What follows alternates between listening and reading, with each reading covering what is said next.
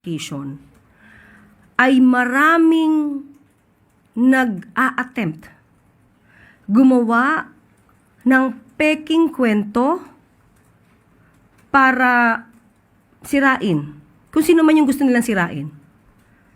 At maaaring isa sa mga reasons nito ay destabilization. So, hindi lang ito ang nababanggit na merong nagmamanipula, di umano.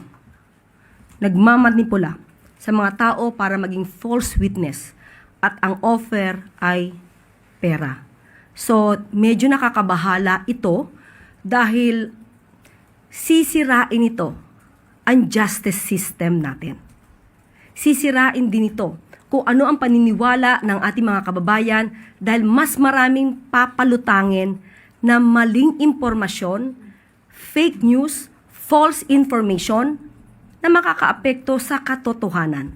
So yun ang implikasyon ng mga paggawa ng mga kwento gamit ang mga false witnesses at pagpaplanta ng ebidensya.